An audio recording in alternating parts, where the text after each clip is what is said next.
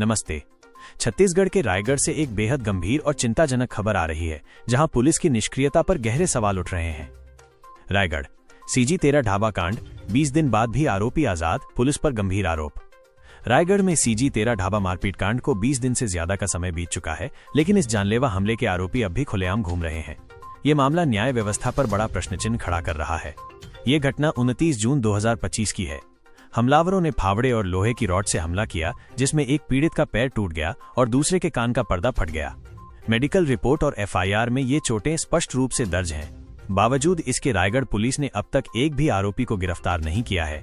Police ने मामले में भारतीय न्याय संहिता की धारा 117(2) और बलवा अधिनियम की धारा 191 जैसी गंभीर और गैर जमानती धाराएं लगाई हैं। फिर भी आरोपियों का आजाद घूमना पुलिस की भूमिका पर संदेह पैदा कर रहा है। पीड़ित अमन सिंह ने पुलिस अधीक्षक रायगढ़ को लिखित आवेदन दिया है, जिसमें बताया गया है कि सभी नामजद आरोपी सोशल मीडिया पर खुलेआम वीडियो अपलोड कर रहे हैं और बेखौफ घूम रहे हैं। वहीं पीड़ित परिवार लगातार शारीरिक, मानसिक और आर्थिक प्रताड़ना झेल रहा है, अस्पतालों और पुलिस दफ्तरों के चक्कर काट रहा है।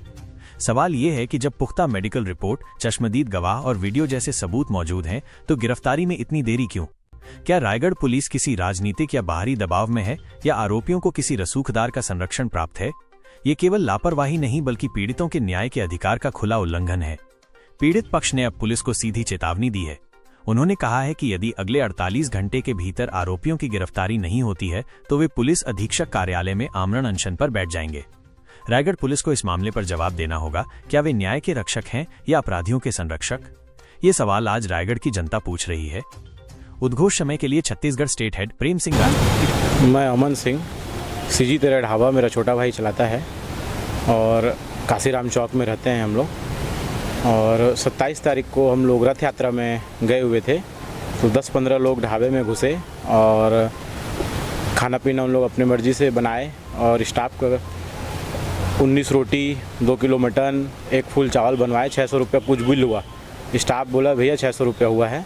तो वहाँ के लोकल नेता लोग भी उसमें कुछ शामिल थे, कुछ बड़े बड़े लोकल नेता भी थे वहाँ के। तो उन लोग बोले 300 रुपया होता है, और माँ बहन की गाली बके, हमारे स्टाफ को गंदी गंदी गालियाँ बके और बोले कि हमारे एरिया में तू ढाबा चला रहा है, जितना मर्जी उतना पैसा देंगे, और चले गए। स्टाफ हमको फ़ोन किया था, हम बोले रथ यात्रा में भाई, कल आके बात करते हैं। अगले दिन आए, अगले दिन उन लोग फिर आए, जिसमें कि बिट्टू साव नाम का लड़का है, कालू साव, दीपक सिंह, विवेक सिंह। अगले दिन इन लोग फिर आए और बोले बिरयानी दो। तो बोला कि भैया सेठ जी आज ही आए हैं रथ यात्रा से, बिरयानी नहीं बना है। तो माँ बहन की गाली बकने लगे, बोले किस लिए ढाबा खोले हो? वो गाली में नहीं बक सकता, गंदी गाली बके हैं, किस लिए ढाबा खोले हो? तो फिर स्टाफ हमको फ़ोन किया, हम आए। उससे पहले हमने थाना में TI साहब को फ़ोन कर दिया कि साहब PCR भेजिए, और 112 को भी कॉल कर दिया PCR भेजिए। तो हम आप जैसे ही पहुँचे तब तक उन लोग 4-5 लड़के हो गए थे। उतने देर में PCR भी आ गई। PCR आया, उन लोग PCR देख के भाग गए। हमने सोचा लड़ाई ख़त्म, कोई बात नहीं, हो गई है। हम हाथ जोड़ के मना भी किए थे कि भैया हाथ जोड़ रहे हैं, आपको रेट समझ नहीं आ रहा है तो आप किसी और ढाबा में खा लीजिए, हमारे ढाबा का ये रेट है। तो उन लोग गाली गलौज करके PCR आई, भाग गए उन लोग। अब छोटा भाई वही ढाबा में ही सोता है और दो स्टाफ भी ढाबा में ही सोते हैं। सुबह अगले दिन 29 तारीख को कम से कम 15 लोग ढाबा में घुसे। ढाबा में जो कोयला साफ़ करते हैं चूल्हा का, उसका फावड़ा, रॉड, उससे ताबड़तोड़ मार किए, बहुत मारे। मेरे छोटे भाई का पैर टूट गया और स्टाफ का यहाँ पास कमर से लेके पूरा सर वर में चोट लग गया। और फिर इतना देर में मेरा छोटा भाई बुलाया, भैया जल्दी आइए बचाने के लिए। वो कल रात वाले लड़के फिर आ गए हैं। मैं स्कूटी लेके हड़बड़ा के फिर पहुँचा। इतने देर में मैंने फिर से TI साहब को फ़ोन कर दिया कि साहब फिर से भेजिएगा PCR। फिर से वो लड़के लोग आ गए हैं। उतना देर में मैं ढाबा पहुँच गया। ढाबा जैसे ही पहुँचा तो उसमें से जो 2-4 लड़के थे, अगले दिन रात को आए थे, माँ की गाली देते हुए बोले ये साला फिर से यही पुलिस बुलाया था कल रात को, इसको पहले मारो। सब ढाबा से बाहर निकले और मेरे को बहुत मारे। वीडियो में आप देख सकते हैं, CCTV कैमरा में कैद हुआ है। मैं एक बार भी हाथ नहीं उठाया हूँ। हर बार रिक्वेस्ट भाव में बोला हूँ, भैया मैं लड़ाई छुड़ाने आया हूँ, मेरे छोटे भाई को मत मारिए, आप लोग प्लीज़ मत मारिए। 15 लोग इतना मार मारे, मेरे कान का पर्दा फट गया। मुलायजा में भी आया हुआ है पूरा, इसका मैं फ़ोटो भी, FIR हो चुकी है। 20 दिन भी हो गया है FIR हुए, कोई गिरफ्तारी नहीं है। बिंदास घूम रहे हैं, मेरे घर के सामने से पार होते हैं, घूरते हैं मेरे को। मैं चौक में खड़े रहता हूँ, मेरे को घूरते हैं। फिर पूरा डर है। अकेला आप देखिए, आज मैं SP ऑफिस, कोई मेरे साथ नहीं है। आप देख सकते हैं मैं अकेला अपने से आया हूँ और मुलाकात नहीं हो पाई अभी SP साहब से। 4 बजे बुलाए हैं मेरे को, मैं एक बार 4 बजे फिर आऊँगा।